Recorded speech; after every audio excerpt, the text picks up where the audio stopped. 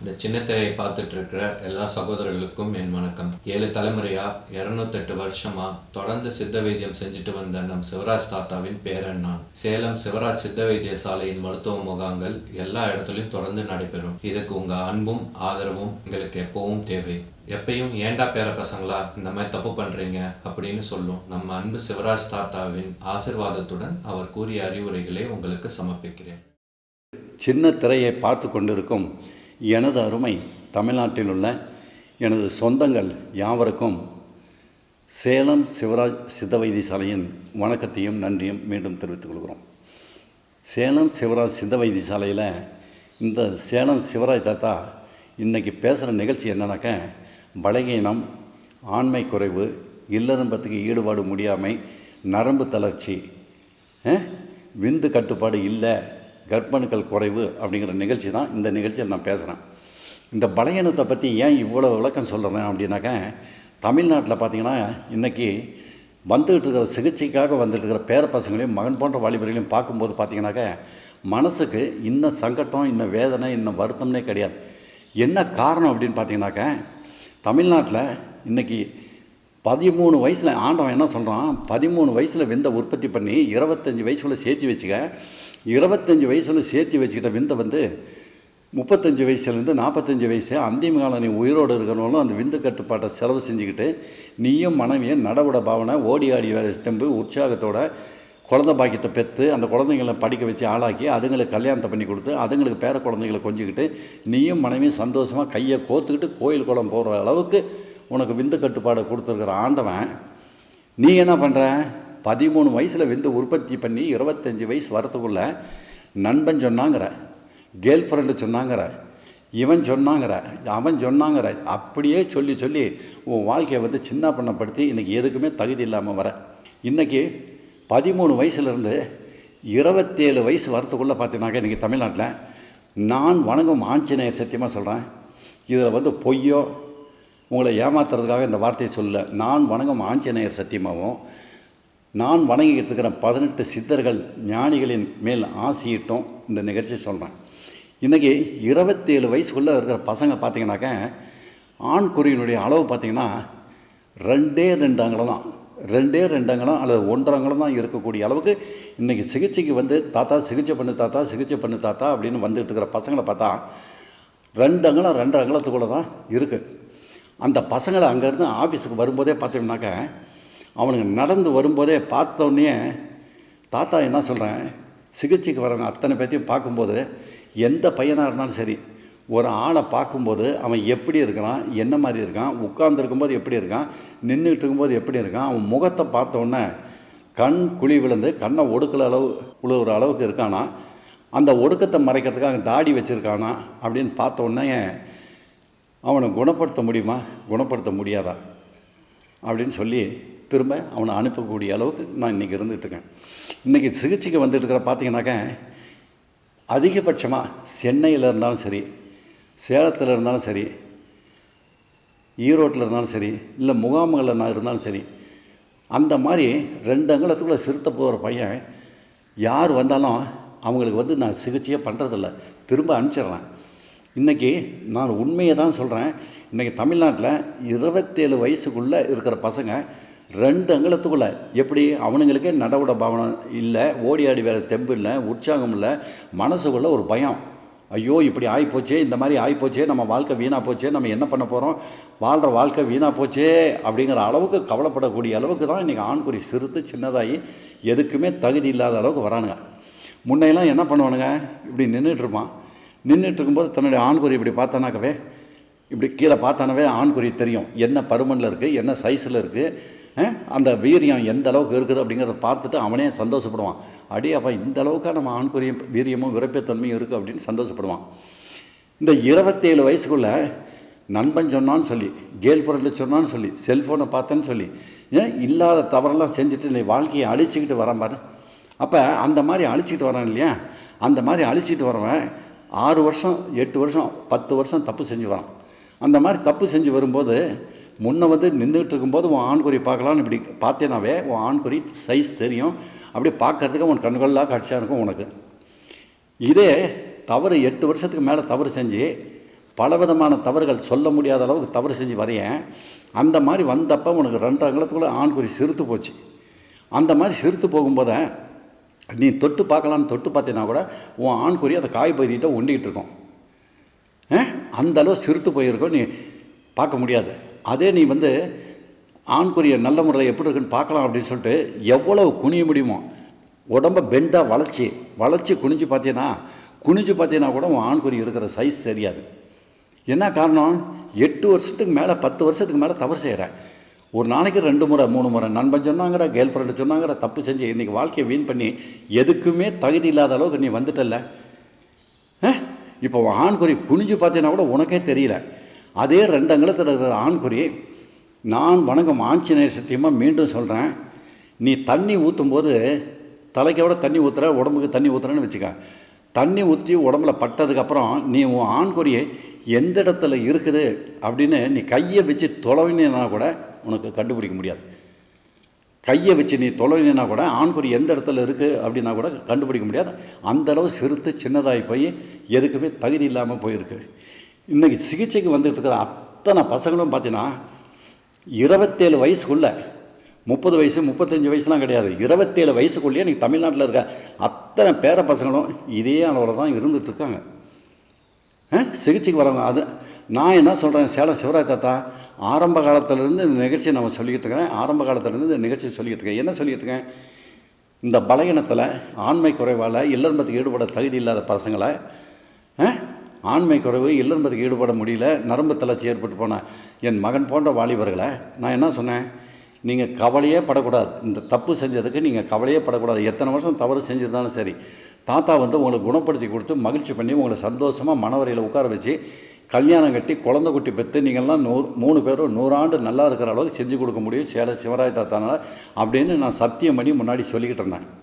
இன்றைக்கி சிகிச்சைக்கு வந்துட்டு இருக்கிற அத்தனை பசங்களையும் பார்த்தீங்கன்னா 2 அங்குலத்துக்குள்ளே இருக்கிற பையன், 1.5 அங்குலத்துக்குள்ளே இருக்கிற பசங்க தான் அதிகமாக வந்துட்டுருக்காங்க. படித்தவனும் வரான், கை நாட்டு போடுறவனும் வரான், மேலை நாடுகளில் இருந்தும் சிகிச்சைக்கு வராங்க.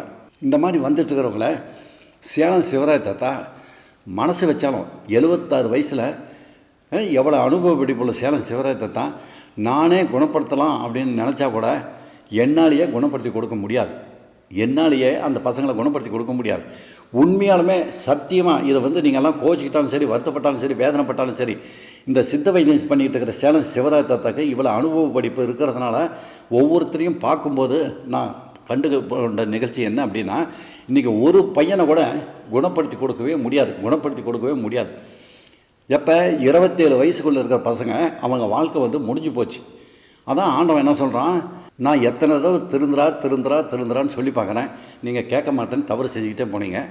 இன்றைக்கி என்னாச்சு, கடைசியாக ஆண்டவன் உனக்கு முத்திரை குத்திட்டான். ஆண்டவன் உன்னை படைத்தான், பேர் சொல்ல பிள்ளையோட மனைவியோட சந்தோஷமாக இருக்கக்கூடிய அளவுக்கு ஆண்டவன் படைச்சி வச்சான். ஆண்டவன் 1 வருஷம் தப்பு செய்கிற, 2 வருஷம் தப்பு செய்கிற, 10 வருஷமாக தப்பு செஞ்சு இன்னைக்கு உனக்கு வாழ்க்கையை அழிச்சிக்கிட்டல. அழித்த உடனே என்ன பண்ணுற, 2 அங்குலத்துக்குள்ளே சிறுத்து போச்சுன்னு ஆண்டவன் முத்திரை குத்திட்டான். டேய், நான் உன்னை படைத்தேன், இனிமேல் நீ மனுஷனாக வாடுறதுக்கு தகுதி இல்லை, நடைப்பிணம். 2 அங்குலத்துக்குள்ளே இருக்கிற பையன் மனுஷனாக வாடுறதுக்கு தகுதியை அற்றுட்டீங்க. நீ நடைப்பிணம் தான், இனிமேல் நடைப்பிணமாக தான் வாழ்ந்துட்டு இருக்க முடியுமா முடியாது, மனுஷனாக வாழ முடியாது, திருமணம் பண்ண முடியாது, வாழ்க்கையில் நல்ல சுகத்தை அனுபவிக்க முடியாது. உன் வாழ்க்கை வீணாக போச்சு. என்ன பாவம் செஞ்சாங்களோ தெரில, தமிழ்நாட்டில் உள்ள பெண்கள் என்ன பாவம் செஞ்சாங்களோ தெரில. இன்றைக்கி இந்த படுபாவிங்க பண்ணுற தப்பு எக்கச்சக்கமாக பண்ணிவிட்டு துரோகிங்க அப்பா அம்மா கிட்ட சொல்ல மாட்டேங்கிறானுங்க. அப்பா நான் தப்பு செஞ்சிட்டேன்பா, இத்தனை வருஷமாக தப்பு செஞ்சிட்டேன்பா அப்படிங்கிறான். அந்த தப்பு செஞ்சதை சொல்லாமல் மூடி மறைச்சி கல்யாணத்தை பண்ணுறான். அப்போ கல்யாணத்தை பண்ணும்போது அந்த பெண்ணுடைய வாழ்க்கை வீணாக போகுது இல்லை? கேட்குறேன், கல்யாணம் பண்ணும்போது இப்போ அந்த பெண்ணுடைய வாழ்க்கை வீணாக போகுது இல்லை? இப்போ இந்த மாதிரி கோடீஸ்வரர் மட்டும் பையனும் கல்யாணம் பண்ணுறீங்க, விவசாயம் செஞ்சுருக்கிற பையனும் கல்யாணம் பண்ணுறீங்க. இந்த மாதிரி கல்யாணம் பண்ணுறீங்களே, அப்பா அம்மாவுக்கு தெரியாமல் தானே கல்யாணம் பண்ணுறீங்க. உங்கள் குடும்ப கௌரவம் எந்த அளவுக்கு இருக்குது அதை மூடி மறைச்சி கல்யாணத்தை பண்ணுறீங்க. நாளைக்கு கல்யாணத்தை பண்ணிவிட்டு முதல்வர்களை நீ ஈடுபடுற, முதல்வர்களில் ஈடுபடும் போது யோஜனை பண்ணி பார்த்துக்க. நீ முதல்வர்களில் ஈடுபடும் போது தமிழ்நாட்டில் இருக்க பெண்கள் சத்தியத்துக்கு கட்டுப்பட்டு, தர்மத்துக்கு கட்டுப்பட்டு, நியாயத்துக்கு கட்டுப்பட்டு தான் வாழ்ந்து வந்துட்டுருக்காங்க. அவங்க உன்னை திருமணம் பண்ணிக்கிறாங்க. திருமணம் பண்ணும்போது நீ இல்லன்றத்தில் முதல்வர்களில் ஈடுபடும்போது நீ அந்த பெண்ணை திருப்திப்படுத்தலைன்னு வச்சுக்க, முன்னையெல்லாம் என்ன நடக்கும்? 10 வருஷம் 15 வருஷத்துக்கு முன்னாடி கணவன் வந்து இல்லன்பத்தில் ஈடுபடுறதுக்கு தகுதி இல்லை அப்படின்னா அதை மூடி மறைச்சி பெண்ணை வந்து என்ன சொல்லுவான்? ஏதோ ஒரு காரண காரியங்கள் கற்பிச்சு இந்த பெண்ணு தப்பானவ அப்படின்னு சொல்லி மாதிரி வெளியே அனுப்பிச்சிடுவான். இன்றைக்கி பெண்கள் வந்து அந்தளவுக்கு மோசம் இல்லை. பெண்கள் என்ன பண்ணுறாங்க? முதல்வரோடு நீ ஈடுபடும் போது சரியான முறையில் நீ திருப்திப்படுத்தலைன்னு வச்சுக்க. ஏன்னா அந்த பெண்ணுக்குன்னு ஒரு மனசு இருக்குதில்ல. கணவன்கிட்ட இந்த சுகத்தை அனுபவிக்கலாம், இப்படி இருக்கலாம், வாழ்க்கை இந்த அளவுக்கு மகிழ்ச்சியாக இருக்கும்னு நினச்சிட்டு வர பெண்ணு நீ ஒரு முறை கூட இல்லன்பத்தில் ஈடுபட தகுதி இல்லை அப்படின்னா உடனே அந்த மகள் போன்ற தெய்வம் என்ன கேட்கும் தெரியுமா? உன்னை டேய் டேய் டேய் எந்தரா ஏன்டா படுத்துட்டு இருக்கேன், எந்தரா முதல்ல அப்படின்னு எடுத்தோன்னு சொல்லுவான் உன்னை. எப்போ நீ இல்லன்பத்தில் திருப்திப்படுத்தலைன்னு முதலர் வழியே உன்னை சொல்லுவா. டே எந்தரா எந்திரிச்சா அப்படின்பா. நீ என்ன பண்ணுவேன்? உன்னாலேயே இல்லன்பத்தில் ஈடுபட தகுதி இல்லை, ஒரு பெண்ணை திருப்திப்படுத்தக்கூடிய அளவுக்கு தகுதி இல்லைங்கும்போது வெக்கங்கட்டி எதுக்கிட்ட அழுவுற? வெக்கங்கட்டி எதுக்கு அழுவுற? நீ ஆம்பளை பையன் தானே, அழுவலாமா? வெக்கமா இல்லை, வேதனையா இல்லை? முன்னாடி எங்கடா போச்சு உனக்கு அறிவு? என்னுடைய வாழ்க்கையை மீன் பண்ணிட்டியே, போ அப்படின்னு துப்பிடுவான். துப்பிடுவான், மேலேயே துப்பிட்டு போயிடுவான்.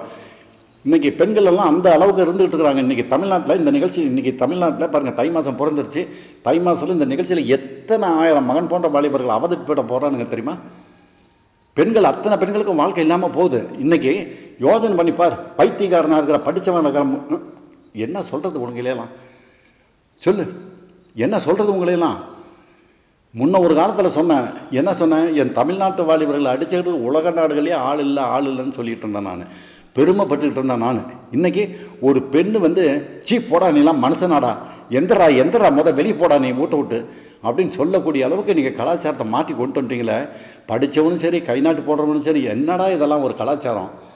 உங்கள் ஆன்மத்தன்மையை நீங்களே இழந்துடுறீங்களே. வீரபாண்டி கட்டபொம்மன் வாழ்ந்த ஊர் தானே எவ்வளோ வீரம் செழிக்கக்கூடிய அளவுக்கு இருக்கணும். ஒரு பெண்ணை இல்லன்பத்தில் ஈடுபட்டு நீ அந்த பெண்ணுக்கிட்ட இல்லன்பத்தில் ஈடுபடும் போது அந்த பெண்ணு சொல்லணும், இல்லறம்பா அப்படின்னா என்னன்னு இன்றைக்கி தெரிஞ்சுங்க. எல்லாருமே தமிழ்நாட்டில் இருக்கவங்க அத்தனை பேரும் இல்லறம்பா அப்படின்னா போனோம் வந்தோம் அப்படிங்கிறது இல்லறம்பம் கிடையாது. நீ அந்த பெண்ணுக்கிட்ட இல்லன்பத்தில் ஈடுபடும் போது அதிக நேரம் நீ இல்லன்பத்தில் ஈடுபட்டுக்கிட்டே இருக்கிற. அப்போ அந்த பெண்ணு சொல்லுவான், மாமா போதுமாமா விட்டுருமாமா, முடியல மாமா, இன்னொரு நாளைக்கு வச்சுக்கலாம் மாமான்னு சொல்லுவான். அப்போ அந்த மாதிரி சொல்கிற மனைவி இருக்கல்ல, போதுமாமா முடியலமாமா சிரமமாக இருக்குன்னு சொல்கிறாள்ல, அந்த மனைவி நீ திருப்திப்படுத்தி முடியும் போது பார்த்தீங்கன்னா அவள் அடையிற மகிழ்ச்சி இருக்குல்ல, அந்த மகிழ்ச்சி பார்த்தீங்கன்னா அந்த பெண்ணை எத்தனை கோடி சொத்து கொடுத்தீங்கன்னாலும் சரி, நாட்டை ஆண்டுகிட்டுன்னு சொன்னால் கூட சந்தோஷமடைய மாட்டான். அவள் போதுமாமாங்கும் போது நீ அடையிற மகிழ்ச்சி இருக்கு பார், உன்னை இமயமலை சிகரத்தை விட உயரமான சிகரத்தில் ஏற்றி உட்கார வச்சிடும். ஆனால் அதே சமயத்தில் ஒரு சில பசங்களை வாக்கிங் போகும்போது பார்ப்பேன் நான், அப்படி கண்கொள்ளா காட்சியாக இருப்பானுங்க. அவனுங்களை கட்டி அணைச்சிக்கணும்னு ஆசையாக இருக்கும். அந்த அளவுக்கு உடம்பை கட்டுக்கோப்பான், விந்து கட்டுப்பாடோட அவனுங்க கண்ணத்தை பார்த்தா தளத்தளன்னு கடிச்சு திங்கிற மாதிரி அப்படியே லட்டு மாதிரி இருக்கிற பேர பசங்களும் தமிழ்நாட்டில் நிறைய இருக்காங்க. அவங்களுக்கு அப்பாற்பட்டு தான் ஒரு சிலர் இந்த மாதிரி தவறு செஞ்சு பாதிக்கப்படுறானுங்க. இது வந்து தமிழ்நாட்டில் இவ்வளோ விளக்கத்தை நான் சொல்லிக்கிட்டு இருக்கேன். தமிழ்நாட்டில் யாருக்கு சொல்லிக்கிட்டு இருக்கிறேன்? நான் பிறந்து வளர்ந்த என்னுடைய தமிழ்நாட்டில் உள்ள என் தமிழ்நாட்டு சொந்தங்களுக்கு பைத்தியக்காரனாக, முட்டாள்தனமாக, வெறித்தனமாக, கேடத்தனமாக உரிமை எடுத்து, ஏன்னா காரணம் வந்து அந்த பசங்க மேலே நான் வந்து உயிரை வச்சுருக்கிறேன், பாசம் வச்சுருக்கேன், நேசம் வச்சுருக்கேன். அதிகமாக அவங்கள நேசிக்கிற ஒரே காரணத்தினால தான் அவங்க அப்பா அம்மா சொல்ல முடியாது. ஆனால் இருந்தாலும் அவங்க தாத்தாவும் சொல்ல முடியாது. இருந்தாலும் இந்த சேலம் சிவராஜ் தாத்தா என் தமிழ்நாட்டு சொந்தங்கள் அவ்வளோ பேத்தியும் நான் இந்த மாதிரி கண்டபடி திட்டி பேசி நான் பண்ணிக்கிட்டு இருக்கேன். அப்படின்னா நான் சித்த வைத்தியம் பண்ணி கொடுக்குறதுல கவனமாக கேட்டுங்க. நான் சித்த வைத்தியம் பண்ணிக்கிட்டு இருக்கிறதுல 7 தலைமுறை, 1875 ஆரம்பிக்கப்பட்ட இந்த சித்த வைத்திய ஸ்தாபனத்தில் 7 தலைமுறையாக 206 வருஷமாக 76 வயசை தாண்டி சேலம் சிவராஜ் தாத்தா சொல்லிக்கிட்டு இருக்கேன்ல, இந்த விஷயத்தை சொல்லிக்கிட்டு இருக்கிறேன்ல, இந்த வயசில் தாத்தா வந்து இந்த நிகழ்ச்சியை சொல்லிக்கிட்டு இருக்கிறேன்ல, என்னுடைய தமிழ்நாட்டில் உள்ள என் பேர பசங்களுக்கும் மகன் போன்ற வாலிபர்களும் தப்பு செஞ்சு பாதிக்கப்படுறான் அப்படிங்கிறது விவரம் தெரிஞ்சதுனால தானே நான் இந்த இதை சொல்கிறேன். உரிமை எடுத்து தானே சொல்கிறேன். நான் வந்து தமிழ்நாட்டில் என்னுடைய பேர பசங்களையும் மகனையும் கண்டபடி திட்டுறேன், பேசுகிறேன். எல்லாத்துக்கும் எனக்கு உரிமை உண்டு. அந்த உரிமை இருக்கிறதுனால என் பேர பசங்களையும் மகனையும் திட்டுறேன். இதே ஆங்கில மருத்துவர் திட்ட முடியுமா? ஒரே ஒரு நாள் ஒரே தடவை யாரையாவது ஒரு வியாதிஸ்தரை திட்ட முடியுமா? சொல்லுங்கள் பார்க்கலாம். ஏன்னா அவங்களுக்கு சித்த வைத்தியத்தோட மையமை பற்றி தெரியாது. ஏன்னா ஆங்கில மருத்துவத்தை படித்து முடிச்சுட்டு வந்திருக்காங்களே ஒழிய இந்த செக்ஸாலஜி சம்மந்தப்பட்டதுக்கு மருந்தே கிடையாது, குணப்படுத்தவே முடியாது. எப்போ கேட்டிங்கனாலும் எந்த மருத்துவராக இருந்தாலும் சரி நீங்கள் ஆதாரபூர்வமாக நிரூபிக்கலாம். தூக்க மாத்திரை தான் அதிகமாக ஒவ்வொரு மருத்துவரும் எழுதி கொடுப்பாங்க. ஏன்னா நல்லபடி தூங்கி எந்திரிப்பேன் நல்லா இருக்குன்னு சொல்லுவேன் அப்படிங்கிறதுக்காக. ஏன்னா சித்த வைத்திய மருந்தில் குணப்படுத்த முடியுங்கிறது யார் ஆங்கில மருத்துவருக்கு தமிழ்நாட்டில் சொல்கிறதுக்கு தகுதி இருக்குது தெரியுமா உங்களுக்கு? யாருக்கு தகுதி இருக்குன்னு தெரியுமா உங்களுக்கு? 1947 ஆங்கில மருத்துவத்தில் இந்த ஜிசிஐஎம் படித்து முடித்தாங்க இல்லையா, இந்த ஜிசிஐஎம் படித்து முடித்தவங்களுக்கு மட்டும்தான் அவங்க படிக்கும்போது ஆங்கில மருத்துவத்தையும் படித்தாகணும். அதே சமயத்தில் சித்த வைத்தியம், ஆயுர்வேதம், யுனானியும் படித்தாகணும். அப்போ அவங்க படித்து முடிச்சுட்டு மருத்துவராக வெளியே வராங்கன்னு வச்சுக்க, அப்போ அவங்களுக்கு ஆங்கில மருத்துவத்தை கரைச்சி குடிச்சிட்டு தான் வந்திருப்பாங்க. அதே மாதிரி சித்த வைத்தியத்தை படித்து முடிச்சுட்டு வருவாங்க. இன்றைக்கி இருக்கிறவங்க அந்த மருத்துவம் படிச்சுட்டு முடிக்கும்போது சித்த வைத்தியத்தினுடைய மகிமை அவங்களுக்கு தெரியவே தெரியாது. சித்த வைத்தியத்தினுடைய மகிமை தெரியாது. அதனால் அவங்க சொல்கிறத நம்பி ஏமாந்து உங்கள் வாழ்க்கையை சின்ன பண்ணப்படுத்திக்காதீங்க. ஏன்னா ஆங்கில மருத்துவத்தை முடியாது அப்படிங்கிறத குழந்தை பாக்கியத்தில் நான் சொல்லியிருக்கேன். நாளைக்கு காலையில் வர நிகழ்ச்சியை பாருங்கள். குழந்தை பாக்கியத்துக்கு மருத்துவர்கள் என்ன சொல்லியிருக்காங்கிறது விளக்கம் சொல்லியிருக்கேன். அதனால் இந்த 2 நாள் நிகழ்ச்சியும் தினசரி காலையில் நீங்கள் இந்த நிகழ்ச்சியை பார்த்தீங்கன்னா ஒவ்வொரு நாளும் மாறுபட்ட கருத்துகளோடு வந்துக்கிட்டே இருக்கும். இந்த நிகழ்ச்சி பாருங்கள். இந்த நிகழ்ச்சி நிறுத்த மாட்டேன் நான். ஏன்னா நான் குழந்தை பாக்கியத்துக்கோ பலகீனத்துக்கோ ஆண்மை குறைக்கோ என் தமிழ்நாட்டு சொந்தங்கள் மகிழ்ச்சியாக வாழணும், கல்யாணம் கட்டிட்டு குழந்தை குட்டியோடு நல்ல முறையில் இருக்கணும், 100 ஆண்டு நல்ல முறையில் இருக்கணுங்கிறதுக்காக தான் இந்த நிகழ்ச்சியை கஷ்டப்பட்டு நான் வேதனைப்பட்டு இந்த நிகழ்ச்சியை சொல்கிறேன்.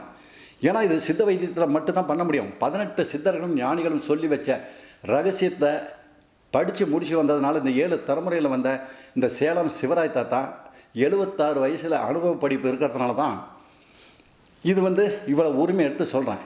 இந்த உரிமை என்ன தவிர தமிழ்நாட்டில் சொல்கிறதுக்கு, அதனால் பலகீனமாக இருந்தாலும் சரி இது சேலம் சிவராய் தாத்தா தவிர தமிழ்நாட்டில் பண்ணி கொடுக்க முடியாது. அதனால தான் இன்றைக்கி ஆங்கில மருத்துவர்களே பாரு அதிகபட்சமான பேர் இல்லைப்பா என்னால் முடியாது, நான் சத்தியத்தை கட்டுப்பட்டு தர்மத்துக்கு கட்டுப்பட்டு நியாயத்துக்கு கட்டுப்பட்டு பெருவிகளை மதிக்கிற தன்மையோட ஒரு சிலர் தங்கமாக புடம்போட்ட தங்கமாக இருக்கிற ஆங்கில மருத்துவர்கள் இந்த சிகிச்சை எங்களால் பண்ண முடியாது, இந்த மாதிரி பாதிக்கப்பட்டிருக்க இந்த ஆங்கில மருத்துவத்தில் மருந்து இல்லை, நீ நேராக போய் சேலம் சிவராய் தாத்தா பாருங்கள் அப்படின்னு சொல்லி தினசரி எனக்கு ஃபோன் கால் பண்ணி எத்தனை மருத்துவர்கள் புடம்போட்ட தங்கமாக இருக்கிற தமிழ்நாட்டு ஆங்கில மருத்துவர்கள் எனக்கு அனுப்பி வச்சுருக்காங்க அப்படிங்கிறத அனுப்பிக்கிட்டு இருக்காங்க, தினசரி அனுப்பிக்கிட்டு இருக்காங்க. இதை நான் பெருமையாக இந்த நேரத்தில் சொல்லி அவங்களுக்கு நன்றியும் இந்த நேரத்தில் தெரிவிச்சுக்கிறேன். அதனால் நீங்கள் குழந்தை பாக்கியம் இல்லைன்னாலும் சரி, பலகீனம் ஆயிடுச்சுனாலும் சரி, சேலம் சிவராய் தாத்திடம் கேளுங்க. என்னுடைய பேர பையனுக்கும் மகன் போன்ற வாலிபருக்கும் என்ன வேணுமோ நான் செஞ்சு கொடுக்குறேன். அதே சமயத்தில் திருமணம் பண்ணணும்னு நினப்பு இருந்துச்சுன்னா இந்த ஆன்மத்தன்மை இழந்து இல்லன்பத்துக்கு ஈடுபட தகுதி இல்லாமல் இருக்கிற ஆண் மகன், அதாவது என் மகன் போன்ற வாலிபர்கள் தமிழ்நாட்டில் யாராவது இருந்தீங்கன்னா, எதுக்காக சொல்கிறேன்னா இன்றைக்கி நான் வணங்கும் ஆஞ்சநேயர் சத்தியமாக சொல்கிறேன், இன்றைக்கி தமிழ்நாட்டில் மணவரையில் காலடி எடுத்து வைக்கிறான் இல்லையா, அத்தனை பசங்களும் இப்போ இன்றைக்கி எப்படி இருக்கானுங்க தெரியுமா? அவனுடைய ஆண் குறி இருக்குல்ல 2 அங்கலத்துக்குள்ளே சிறுத்து போச்சு, பருமன் குறைஞ்சிடுச்சு அப்படின்னு இருக்கிறத ஆண்டவன் பண்ணியிருந்தான்ல. தமிழ்நாட்டில் எப்படி இருக்கான் அப்படின்னா, இது என் மேலே கோச்சிட்டாலும் சரி, சண்டை போட்டாலும் சரி, திட்டாலும் சரி, என்ன பண்ணாலும் சரி, அதை பற்றி எனக்கு கவலை இல்லை. இன்றைக்கி மணவரையில் கால் வைக்கிற பையன் தமிழ்நாட்டில் இருக்க சொந்தம் அத்தனை பேருமே அவன் ஆண்குறி இருக்கு இல்லையா, ஆண்குறி சிறுத்து போனதுக்கப்புறம் கடைசியாக வாழ்க்கை பாதிக்கப்பட்டு கடைசி ஸ்டேஜில் மணவரைக்கு வரான்ல, அவனுடைய ஆண்குறியை பார்க்கணுன்னா கூட அவன் முன்னையெல்லாம் என்ன பண்ணுவாங்க, நின்றுட்டு இருக்கும்போது ஆண்குறி பார்ப்பாங்க, நல்லா தெரியும், அந்த வீரியம் விரைப்புத்தன்மை எல்லாமே தெரியும்.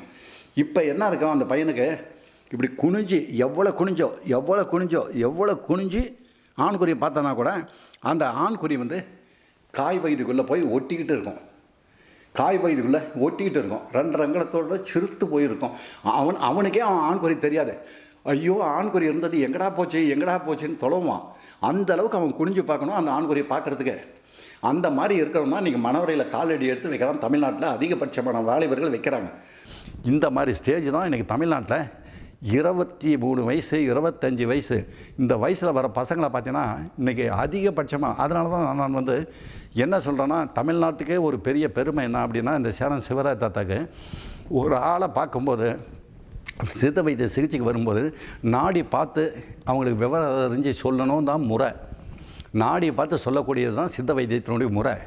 ஆனால் இந்த அனுபவ படிப்புன்னு சொல்கிறோம் இல்லையா, இந்த 76 வயசில் சேலம் சிவராஜ் தாத்தா அவங்க என்னுடைய தகப்பனார்கிட்ட கற்று வந்த விஷயங்கள் யாருமே ஒரு ஆளை பார்க்கும்போது அவன் எப்படி இருக்கிறான், அவன் உடம்பு எந்த நிலையில் இருக்குது, நடந்து வரும்போது எப்படி இருக்கான், உட்கார்ந்து இருக்கும்போது எப்படி இருக்கான், உட்கார்ந்து இருக்கும்போது சாஞ்சு உட்காரானா நிமிர்ந்து உட்காரானா, என்ன காரணம் அப்படின்னா குனிஞ்சு நிமிருவானா அந்த முதுகு நடுத்தண்டு இடுப்பு கீழ் கொடுத்தும் வலி வந்துருச்சுன்னு அர்த்தம்.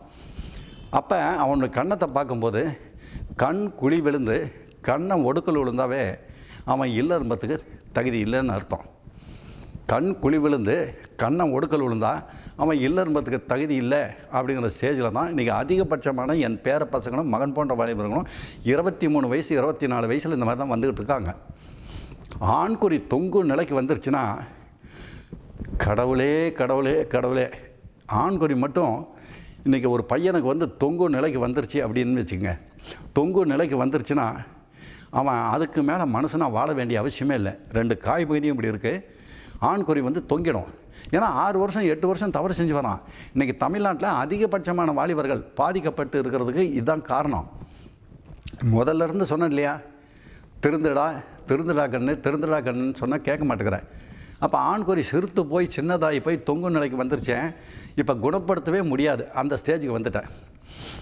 7 தலைமுறை 1875 வருஷம் 206 வருடமாக தொழில் செஞ்சுக்கிட்டு வர சித்த வைத்தியத்தில் இந்த சேலம் சிவராஜ் தாத்தாக்கு 76 வயசை தாண்டி போயிட்டு இருக்கிற சேலம் சிவராஜ் தாத்தா என் பேர பையனும் மகன் போன்ற வாலிபர்களும் தாத்தா என் ஆண்குறி தொங்கு நிலைக்கு வந்துருச்சு தாத்தா, என்னை என்ன தாத்தா குணப்படுத்தி கொடுங்க தாத்தா அப்படின்னு வந்து நீ அழுதுகிட்டு வந்து சேலம் சிவராஜ் தாத்தா கேட்டேன்னா கூட இந்த சேலம் சிவராஜ் தாத்தா உன்னை பார்த்து பரிதாபம் மட்டும்தான் பட முடியுமே ஒழிய உன்னை சேலம் சிவராஜ் தாத்தா குணப்படுத்தி கொடுக்கவே முடியாது.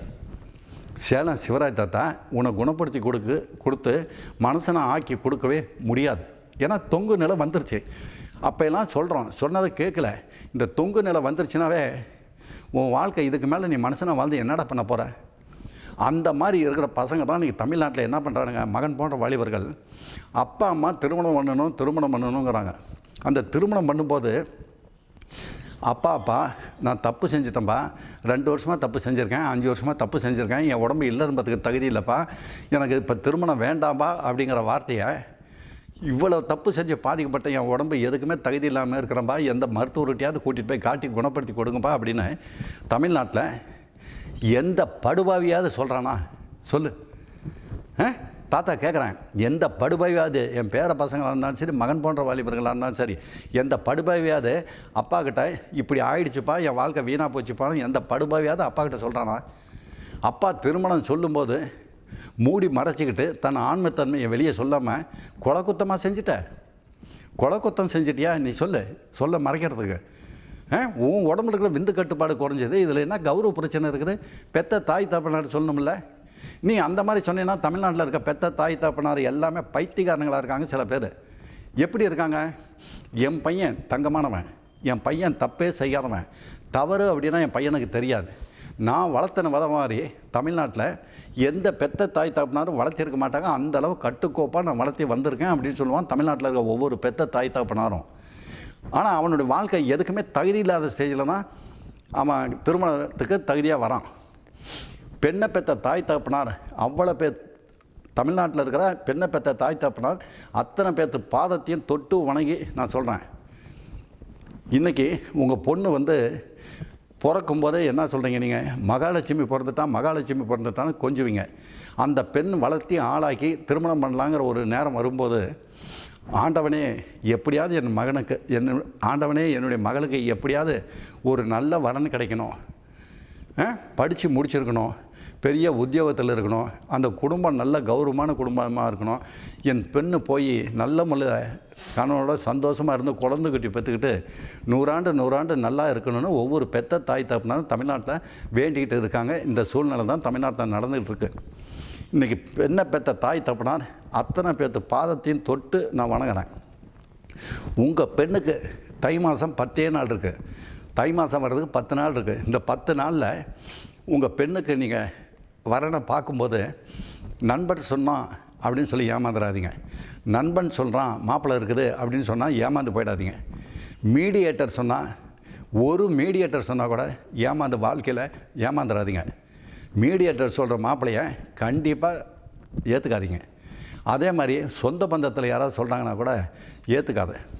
உனக்கும் மனைவிக்கும் திருப்திகரமாக இருக்கிற மாதிரி இருந்தால் ஒரு நாள் அல்ல, 10 நாள் இல்லை, 1 மாதம் இல்லை, 2 மாதம் ஆனாலும் அந்த பையன் எப்படி, என்ன மாதிரி நடவடிக்கை, எப்படி இருந்துக்கிட்டு இருக்கிறான், அந்த குடும்பத்தில் அந்த அம்மா எப்படி இருக்குது, அந்த ஐயா எப்படி இருக்காங்க அப்படிங்கிறத தீர யார் மூலியமாவது விசாரிங்க.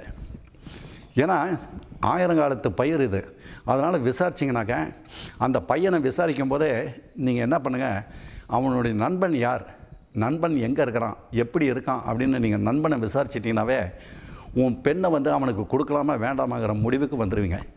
ஏன்னா இன்றைக்கி தமிழ்நாட்டில் இருக்க ஒவ்வொரு பேர பசங்களும், ஒவ்வொரு மகன் போன்ற வாலிபர்களும் இன்றைக்கி நண்பர்கள் சேர்க்கையால் தான் கெட்டு குட்டிச்சவராகி போய் சின்ன பண்ணமாகி நாசமாகிட்டு இருக்கிறாங்கன்னு இங்கே தமிழ்நாட்டில் ஒவ்வொரு நண்பனால் தான் இன்றைக்கி தமிழ்நாட்டில் ஒவ்வொரு பையனும் கெட்டு போயிருக்கான், வாழ்க்கையில் வீணாக இருக்கான், இல்லறத்துக்கு தகுதி இல்லாத அளவுக்கு அவன் நண்பன் பண்ணி வச்சிடறான்.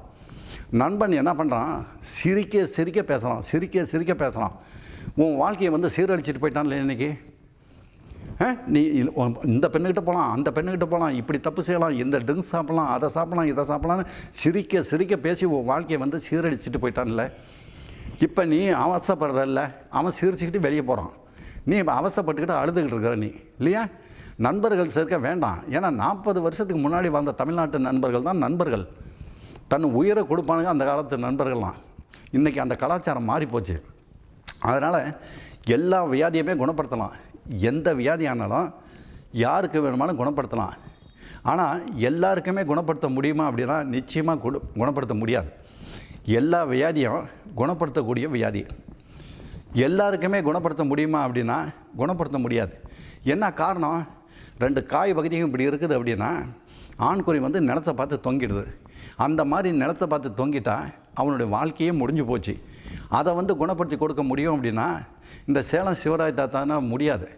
தமிழ்நாட்டில் இன்றைக்கி அந்த மாதிரி இருக்கிற பேர பசங்களாக இருந்தாலும் சரி, மகன் போன்ற வாலிபர்களாக இருந்தாலும் சரி, காய் பகுதியில் ஒட்டிக்கிட்டு ஆண்குறி கீழே விழுந்துருச்சு அப்படின்னா சேலம் சிவராஜ் தாத்தா எந்த காரணத்தை கொண்டும் வராதிங்க அப்படிங்கிறத இதன் மூலம் தெரிவிச்சுக்கிட்டு மீண்டும் நன்றியும் வணக்கத்தையும் தெரிவித்துக் கொள்கிறோம்.